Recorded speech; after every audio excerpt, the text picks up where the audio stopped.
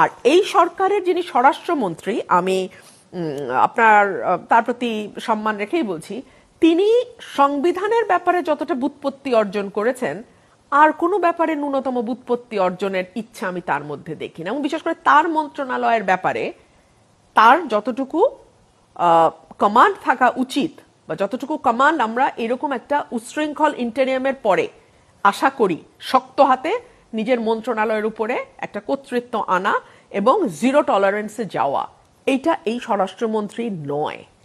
উনি হচ্ছেন, আমার কাছে মনে হয় যে উনি মিডিয়ার সামনে কথা বলতে পছন্দ করেন, জ্যাক অফ অল ট্রেডস। এবং যেহেতু ওনাকে ডিফ্যাক্টো প্রাইম মিনিস্টার বলা হচ্ছে, এবং মোটামুটি নির্বাচনের 1 মাস পর থেকে উনি he is known as de facto prime minister. So এটা কে না এনজয় করে, তাই না? কে না এনজয় করে? দুধের স্বাদ যদি ঘোলে মেটে ঘোলি সই। সো উনি ডিফ্যাক্টো প্রাইম মিনিস্টারশিপ এনজয় করছেন, কিন্তু ওনাকে অনেক বেশি ওনার মন্ত্রণালয়ের দিকে মনোযোগ দেওয়া উচিত। আমি আপনাকে একটা উদাহরণ দিই। 21শে ফেব্রুয়ারি বিএনপির লোকাল নেতৃবৃন্দ আমাকে এলাকায় ফুল দিতে যাওয়ার সময় লাঞ্ছিত করেছে, আমার ফুল পাড়া দিয়ে মাটির সাথে মিশিয়ে দিয়েছে এবং আমাকে ফুল দিতে দেয়া হয় নাই। স্বরাষ্ট্রমন্ত্রীর যদি নিজের দপ্তরের প্রতিও মানে থাকতো, মানে কি বলবো ওটাকে, যে মানে নিজের দপ্তর ঠিক মতো চালানোরও যদি ইচ্ছা থাকতো, উনি দেন অ্যান্ড দেয়ার অ্যাকশনে যেত। এটা নট দ্যাট রুমিনকে ফেভার করা, এটা হচ্ছে নিজের দলকে ফেভার করা, নিজের গভর্নমেন্টকে ফেভার করা।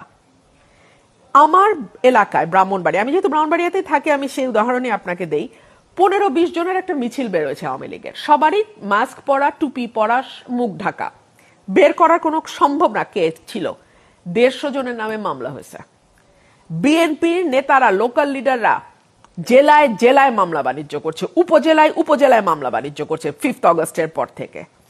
স্বরাষ্ট্রমন্ত্রীর যদি নিজের দলের প্রতি ভালোবাসা থাকতো, এই সরকারের প্রতি দায়বদ্ধতা থাকতো, আওয়ামী লীগের প্রতি না, এই সরকারের প্রতি, তার সরকারের প্রতি দায়বদ্ধতা থাকতো, সে শক্ত হাতে এগুলো বন্ধ করত। কিন্তু সে তো জানেই না মনে হয়। সে সংবিধানের 215 অনুচ্ছেদ নিয়ে বা 126 অনুচ্ছেদ নিয়ে বা 99 নম্বর অনুচ্ছেদ, I am just saying randomly, নিয়ে যত উদ্বিগ্ন। বাংলাদেশে গত 1 মাসে যে 118 জন শিশু ধর্ষিত হয়েছে, আজকে 71 বছরের একজন বৃদ্ধ, আমি আপনার শোতে বসার সময় দেখলাম, ধর্ষণের শিকার হয়েছে।